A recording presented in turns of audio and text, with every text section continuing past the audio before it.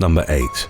The 2003 Gunfighter Skies Airshow. An estimated 85,000 spectators had gathered to watch the Gunfighter Skies Airshow in Mountain Home, Idaho, on September the 15th of 2003. During one of the event's demonstrations, a Thunderbird F-16C, piloted by Air Force Captain Chris R. Strickland, was involved in a fiery crash. The aircraft, which was said to be valued at $20 million, impacted somewhere between the runway and the Mountain Home Air Force Base after Strickland had reportedly misjudged his altitude as he entered into a split S maneuver. The pilot had managed to eject himself from the plane before it crashed near the air control tower and slid across an open field. Strickland then parachuted to a safe location where he was treated by military medical personnel for the minor injuries he'd sustained. The authorities stated that there were no other casualties in the accident. Following an investigation that was led by Colonel Robert Belichick, it was determined that the crash had been caused by pilot error.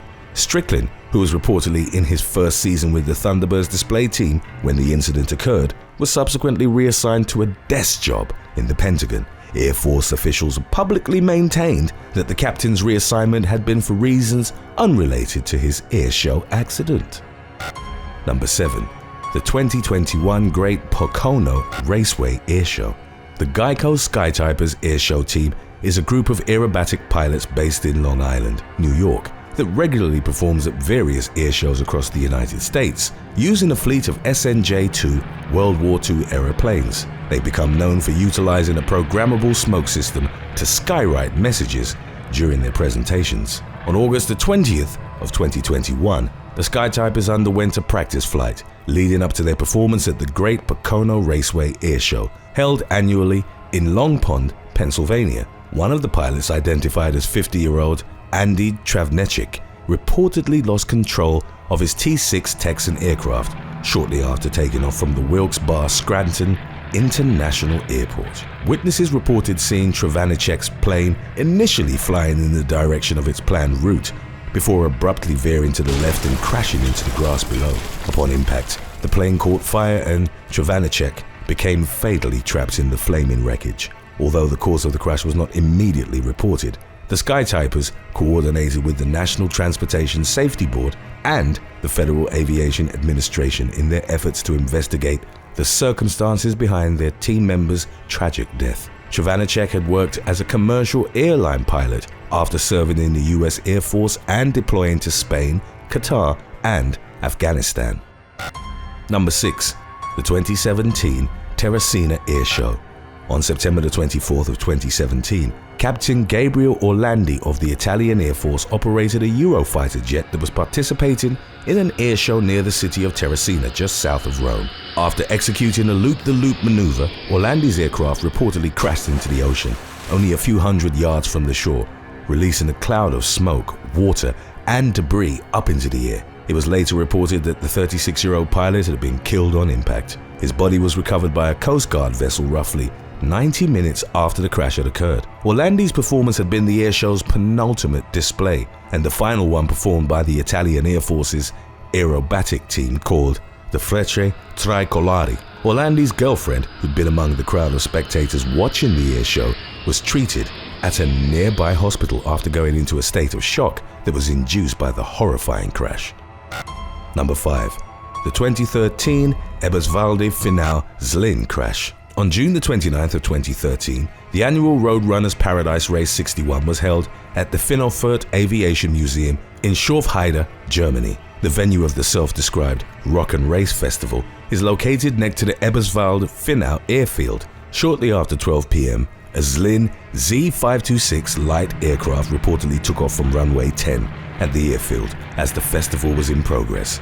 The pilot flew the plane towards the festival site and proceeded to make several low passes. During the final attempted maneuver, however, the aircraft reportedly lost engine power. In an evasive effort, the pilot tried to roll the plane upright, but in doing so, he inadvertently caused the right wing's tip tank to collide with the ground. The plane consequently crashed upside down, fatally injuring the pilot. No one on the ground was hurt in the accident, but the aircraft did crash into the Solar Park Finau Tower, destroying multiple solar panels. An official probe into the circumstances surrounding the incident was subsequently initiated by the German Federal Bureau of Aircraft Accident Investigation. The agency reportedly found that the ill-fated aerobatics display had been performed without permission from the proper authorities, and the aircraft involved in the fatal crash didn't have a valid registration. Furthermore, it was discovered that the plane's liability insurance had expired more than a month prior to the accident. The investigation ultimately concluded that the pilot's unsound decision to conduct aerobatics in close proximity to the ground had been exacerbated by several control input errors he'd made during the course of the display. Number 4. The 2013 Secunda Airshow. Former FAI Advanced World Champion aerobatics pilot Glenn Dell was critically injured in an accident at the Secunda Airshow in South Africa on October the 12th of 2013. The veteran airman had been piloting an extra EA-330 aircraft during his display at the annual event. Video footage captured at the scene showed Dell's plane plummeting in a downward spiral before crashing into the ground. Eyewitnesses later recounted how it took nearly 3.5 minutes for the wrecked craft to catch fire and another 5 minutes before the fire trucks arrived on site to extinguish the flames. Dell was airlifted to Sunninghill Hospital in Johannesburg, where he ultimately passed away from the severe injuries he'd sustained in the crash and the ensuing fire. The 51-year-old became the first South African to win the World Advanced Aerobatic Championships in 2004, and he'd also reportedly worked as a commercial airline pilot with well over 25,000 hours of flight time. Number 3. The 2021 Bournemouth Air Festival. At about 4 p.m. on September the 4th of 2021, Kirsten Pobjoy, a member of the Aero Superbatics display team, performed a wing-walking stunt at the annual Bournemouth Air Festival in Dorset, England. As was captured on surveillance footage, the biplane on which the 23-year-old was executing her daring performance drastically decreased its altitude without warning.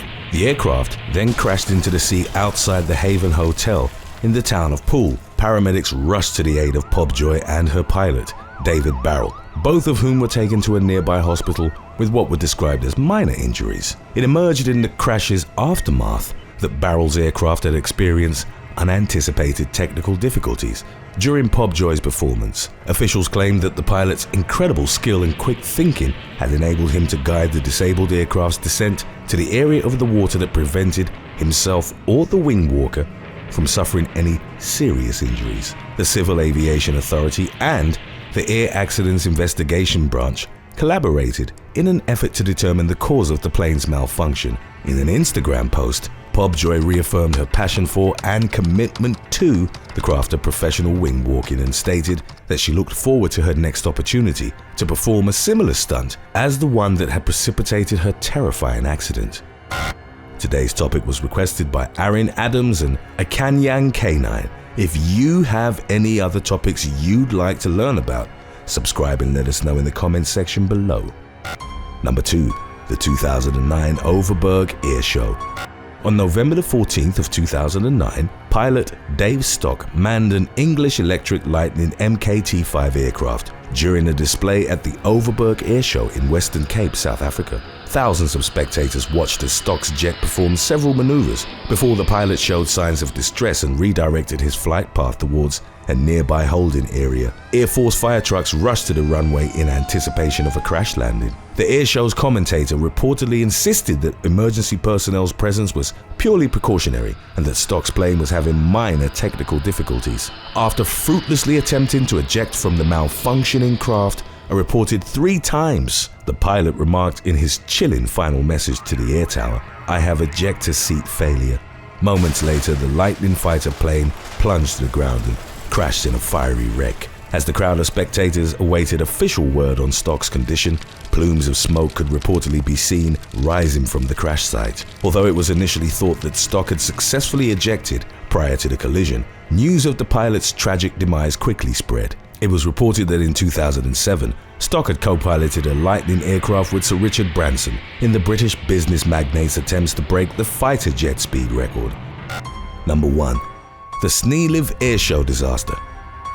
On July the 27th of 2002, an airshow was organized at Snee airfield near Lviv, Ukraine, in order to commemorate the 60th anniversary of the Ukrainian Air Force's 14th Air Corps Shortly before 1 p.m., a Sukhoi Su-27 aircraft, operated by 2 experienced pilots, performed an aerobatics presentation in front of a crowd of more than 10,000 spectators. During the display, the pilots identified as Volodymyr Toponar and Yuri Yegorov executed a low-altitude rolling maneuver with a downward trajectory. As they carried out the risky aerobatic stunt, the plane's left wing reportedly dipped abruptly before connecting with the ground below, at which point Toponar and Yegorov ejected from the aircraft. The unfettered Su-27 then skidded in the direction of several stationary planes and ultimately struck the nose of an Ilyushin Il-76 transport aircraft. Following the collision, the Su-27 exploded and cartwheeled into the crowd of horrified spectators. The resulting disaster claimed the lives of 77 audience members and injured another 543. At least 100 of those wounded reportedly required hospitalization for more severe afflictions, including head injuries, burns, and bone fractures. Ukrainian President Leonid Kuchma publicly placed the blame for the devastating accident on the military and subsequently dismissed the head of the Air Force, General Viktor Strelnikov. In June of 2005, a military court found the 2 pilots and 3 other officials guilty of failing to follow orders, negligence, and violating flight rules. Toponar and Yegorov were consequently sentenced to 14 and 8 years in prison respectively. Although the pilots received much of the blame for the tragedy, Toponar maintained that the crash had been caused by technical difficulties with the aircraft's flight map, which he claimed had been different from the actual layout of the airfield. Thanks for watching. Would you rather be strapped to the wing of a plane during an aerobatic display or have to run a marathon in the middle of a busy highway? Let us know in the comments section below.